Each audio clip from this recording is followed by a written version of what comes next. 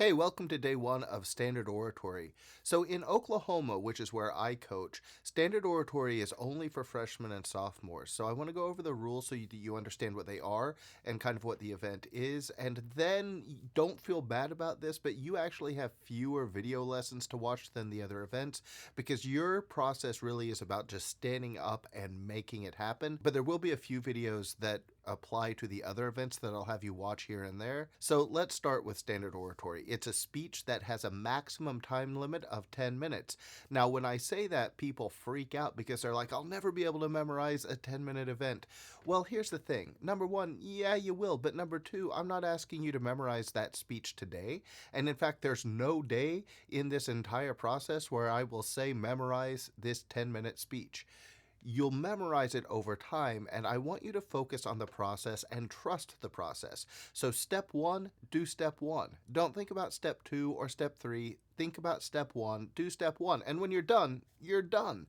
That's it. Then the next day you'll move on to step two. So don't worry about it. Today I'm going to cut to interp lesson one because it's the same process. You're going to identify some words that you don't know, but I want you to watch the entire video and follow the instructions. All right, that's it. 1, 2, 3, go. Hey there, welcome to interpretation. So as you know by now, there are basically 3 fields that you can focus on when you do competitive speech and debate. 2 of them are in the title, speaking events and debate events. But we're going to do the third kind of event today, and that's interp events. I'm going to cut to an older video where I kind of talk about that. So I'm going to do that in 3, 2, 1. Let's talk for a second about why we call it interpretation.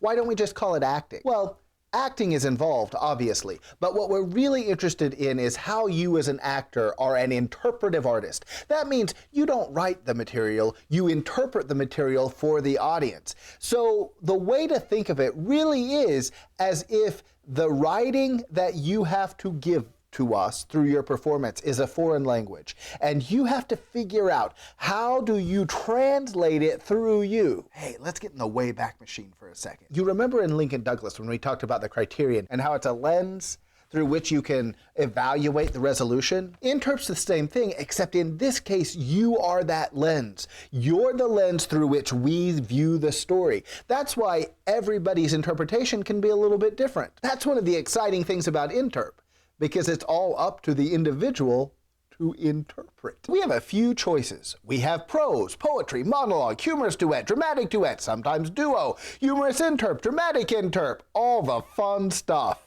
So that was back when I was trying to be an influencer, so if that seemed a little extra, you should see what I cut out of that video.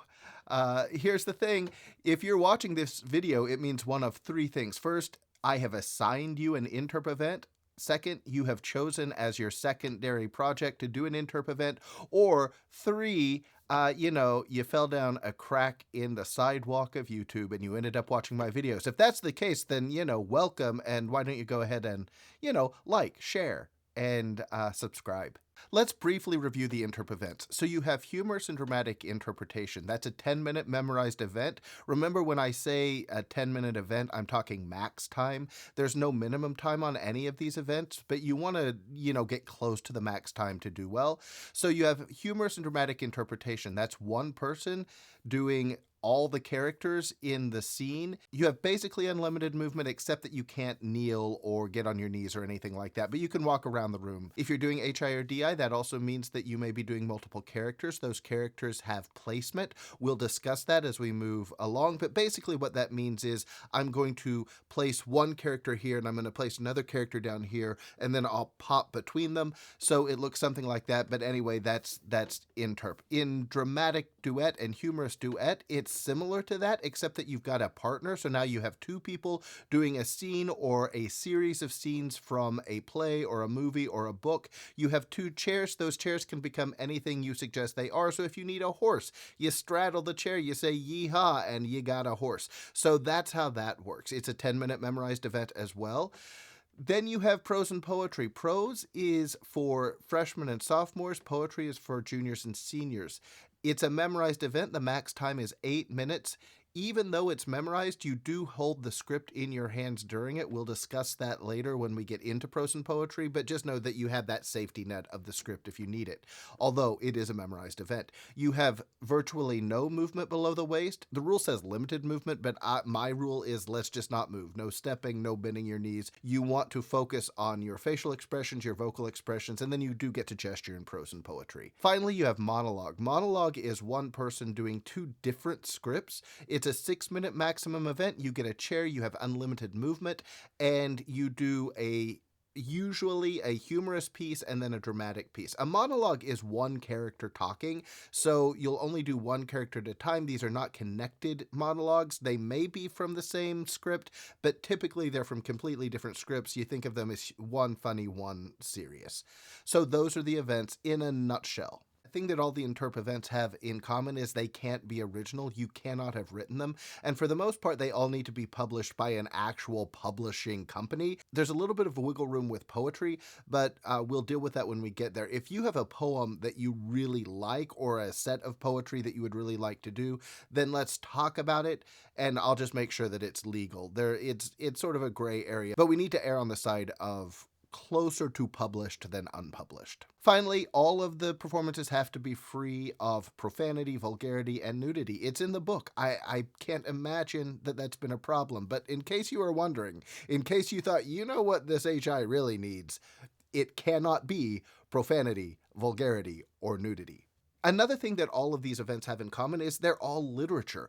Literature is stuff that you read, and there are basically 4 kinds of fictional literature, and that's what we're dealing with. There's novel, short story, poetry, and drama. Each of those have their own unique characteristics, but we're going to approach them all the same way for right now. So number 1, your primary job as an interpretive artist is to tell the story the way the author or the poet or the dramatist wants you to tell the story. You're conveying what they want you to convey to your audience. But as the interpretive artist, as I said before, you get to make some decisions about how you do that. But set that aside anyway, because I don't want you to really think of it that way. Here's how I want you to think of your job.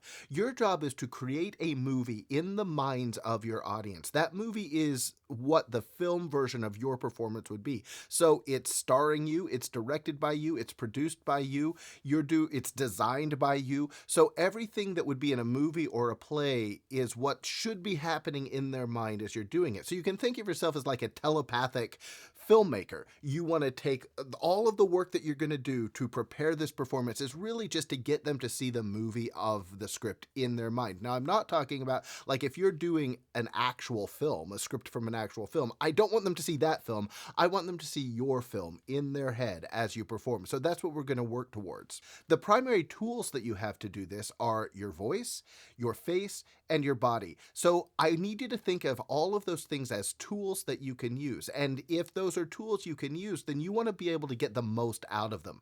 So the exercises we go through on these videos and the assignments will be designed to help you do that. In other words, you're using your voice, your face, and your body to create the world of the script for your audience. Let me show you an example. It's Christmas break, so I'm going to take the opening of A Christmas Carol, and let me just read that to you as if we were reading it in class. It would sound something like this. Marley was dead. To begin with, there is no doubt whatever about that. The register of his burial was signed by the clergyman, the clerk, the undertaker, the chief mourner. Scrooge signed it. Marley was dead as a doornail. Right, so if we were in class, that's how it would sound. But if you're going to perform it, you got to paint a picture, and you can't rely on your audience just listening to the words and painting that picture themselves. You have to do it for them, and it's how you deliver it. So you're using your face, your body, and your voice. I'm going to use basically my voice as the narrator, right? So I'm going to say Marley is dead, but I want to figure out how do I say dead in a way that sounds dead. Marley was dead. Marley was dead. Marley was dead. Any of those choices work, right? So let's go with this. Marley was dead. To begin with, the register of his burial was signed by the clergyman, the clerk, the undertaker, the chief mourner. Scrooge signed it. Old Marley was as dead That's a doornail. So when I do it that way, there's no magic there, right? And I'm not suggesting that I'm the greatest actor ever, but what I am doing is giving you a feeling. I'm creating this picture. So in my head, I'm seeing the fog and London, and the way I say the Chief Mourner Scrooge signed it, you know how I feel about the Chief Mourner Scrooge. You get a taste of his character. The Chief Mourner Scrooge signed it, right? So that's what you want to think of. And for a while, when you're a young performer, that's really uncomfortable, right? It's way easier to just read it. I need you to embrace your power as a performer and a storyteller and a filmmaker and just go for it. So that's your challenge. And the only reason I'm showing you that is to put it in your brain so that as you read through your scripts over the next 15 days, you'll be hearing them that way. Even if you're not going full out performance every day, that's fine. Just understand that I want to plant that seed in your head, that the way you interpret a script has everything to do with the sound of the language, and we'll cover all of that. Okay, so I've assigned you a script, probably. If this is your secondary event, you may be coming to this with your own script, and that's fantastic, but if I've assigned you a script, you may read it once and be like, I don't really love this, or I don't know how to do this, or I will never be good enough to do this. And so I need you to set all of that aside and trust the process. Only work on one step at a time. The step you're on is video 1 of the first 15 days of this process. So don't skip ahead to video 2. Don't think about how is this going to look in the end. I'll never be able to do it. Cut all of that. Cut all of the thinking and just trust the process. Worry only about the step you're on. The next step will take care of itself. All right? Trust me. So step 1 of today, I need you to read your script. You have probably already read the script, but you're going to do it one more time. Well, you're going to do it many more times, but this time you're going to do it with a highlighter in your hand or a pen in your hand, and I need you to find all of the words as you read through your script. I need you to find any word that you don't 100% know the definition of. In other words, if I point to the word and you can't say that word means whatever, then you need to highlight or circle that word. I don't want you to skim the script for words you don't know. Don't just skim through it. I need you to read the script from beginning to end with a pen or highlighter in your hand, and just as you come across a word, highlight it or underline it. And that's it. Then move on. Just move on. Right? So you're just going to identify the words that you don't know. Also, if it's a word that you are familiar with, but you're not 100% sure how to pronounce, add that in too. There's nothing more obvious to a judge that a kid hasn't done the work they need to do when they perform, when they mispronounce a word. And the judge is like, that's basic, and points off. Step 2, now that you've highlighted the words that you don't know, I need you to go to the Google form that I've assigned to you today. It's just a place where you can type in the word you don't know. Then I need you to Google the word. Then copy and paste the definition over into that form.